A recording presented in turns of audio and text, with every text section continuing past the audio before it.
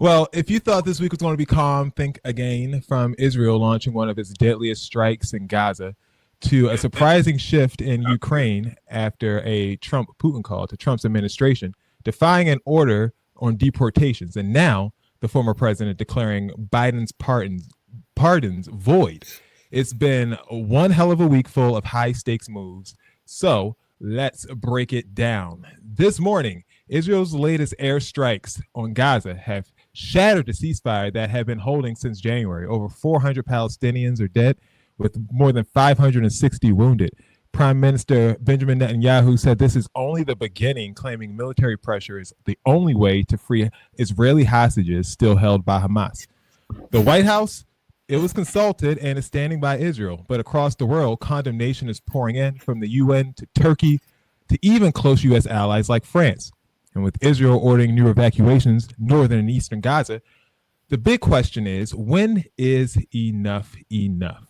Meanwhile, in Ukraine, we just saw a major shift in war strategy after a phone call between Donald Trump and Vladimir Putin. Trump says they agreed to an immediate ceasefire on attacks against energy and infrastructure, calling the conversation very good and productive. But Ukraine's President Zelensky, he's skeptical, saying that while a partial ceasefire is positive, he wants to know exactly what was promised before jumping on board. The Kremlin is already setting conditions, though, saying that a broader ceasefire should come with Ukraine cutting off military aid from the U.S. So Trump having an impact on that war as well. And back here in the U.S., another war, the Trump administration is facing major legal backlash after ignoring a federal judge's order to halt deportations. A court ruled that deportation flights carrying hundreds of Venezuelan migrants, some alleged gang members, needed to turn around.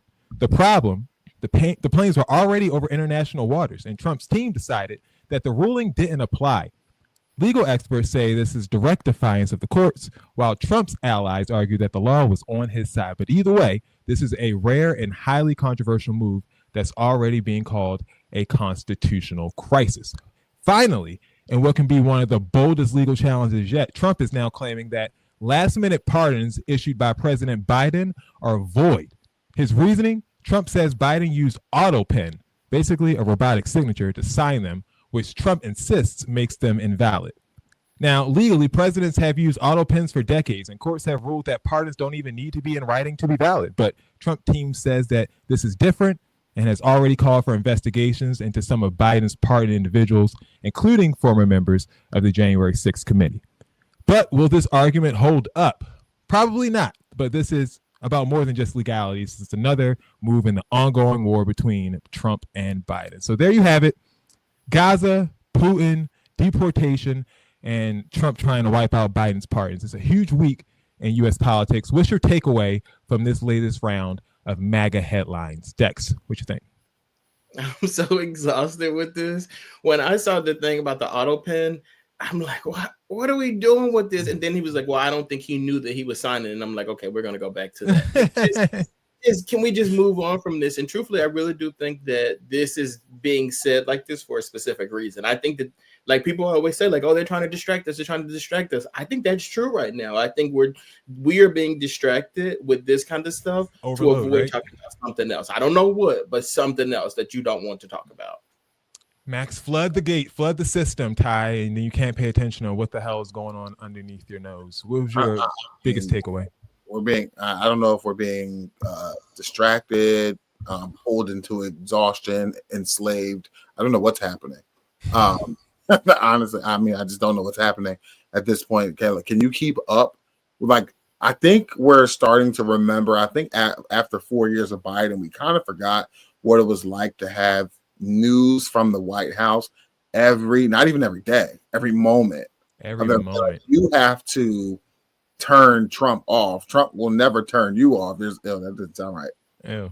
There's always there's always something coming from that place. It's utter and absolute chaos, man. And he's doing the dumbest, most ridiculous things. There's also very serious things. Like, you don't even know, you can't even let your emotions sit with a particular issue before he jumps on something else. Like, he has the most scatterbrained president you've ever seen, because there's always something happening every second. It's insane. That's a really good point, actually. When you talk about the turning it off, because people send me stuff. I only talked about this on this show. I really try hard not to talk about it in my regular life, but like every Too day, depressing. someone sends me something about it, and it's just like it just doesn't stop. And I'm starting to realize that a lot of people like they don't know how to unplug, and you have to unplug from this. Yeah, It's so 100%. weird because like there's things that happened in the Trump White House. There's things that were done. There were some things that were undone that you didn't even just cover right now. You just covered a whole lot of stuff. Right. Which that to me is insane. Where it's so much that they're doing and so much that's going on that you have to like pick and choose and kind of weigh like what's actually not even what's important. It's just like how much can I cover in a segment of a show that's not the entire show, because you could do this entire show Yeah, on just on this him. week of Trump's alone. Like this whole show could be renamed This Week in Trump.